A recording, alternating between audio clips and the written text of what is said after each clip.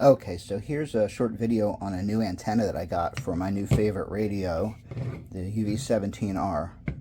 Of course, it comes with a rubber ducky, and we know they don't work so well, but I think that the one this came with works worse than usual.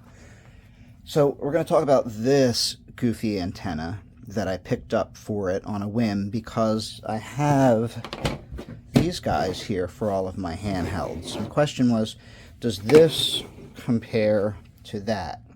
Now, my initial findings were that when I use this antenna on the radio, the Bofeng UV17R, it did seem to receive better than this one. And in comparison, this one didn't really seem much different from the rubber duckies that they come with.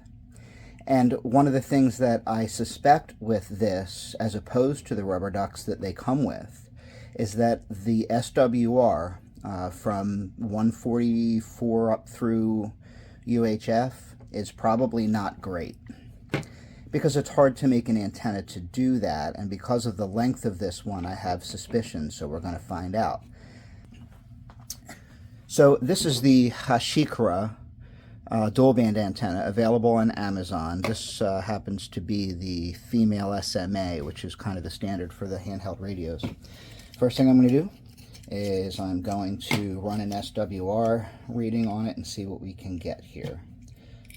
As for SWR, they're nearly identical. Is there an advantage to using one over the other? I can't attest to transmit, and the reason I can't is because it's very hard to say, as far as transmit, what you're getting out of an antenna. It's really subjective.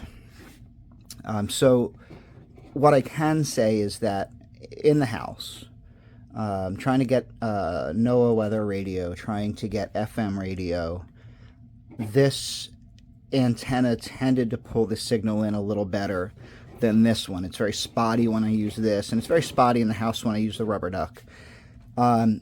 Because the SWR is similar, I have no reason to believe there's an advantage of one over the other. The form factor of this is just odd. I would hope that there's a coil in the top and in the bottom, and that this beam that connects them is also a part of the antenna, because the theory would be it's rubber duck sized, but it is whip length, and I think that's what they're trying to go for. The coil in the bulb seems to receive a little bit better, so I have theories. I can kind of visualize why that is the case. As far as receive, yeah, I like this, and I'm going to keep it on the radio. And because the repeaters that I'm really using are only a couple blocks away, it's really irrelevant which one is better. But I find this to be a bit much for a handheld radio. At one time I thought it was the greatest thing. It does, it's bigger than a rubber duck. It's not great compared to a rubber duck. And this one's comparable with at least better receive. So it's an odd looking antenna.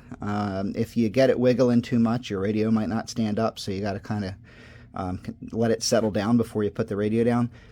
If that's something you've seen pop up on Amazon lately and you're wondering if it's a gimmick, I'm not sure, but it's cool enough, and there's really no disadvantage to it over the Nagoya style HYS. So it's certainly something to play around with. I'm convinced that the receive is better. So yeah, go for it.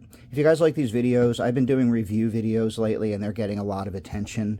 But I don't do Facebook, and I don't do Instagram and all that. So if you guys like these videos, please post them places where people can see them, and I'll keep making them.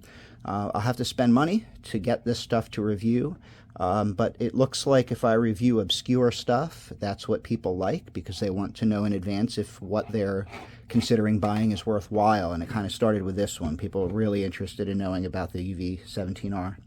So please share the videos if you can, so we can get more views on those, and I'll make more.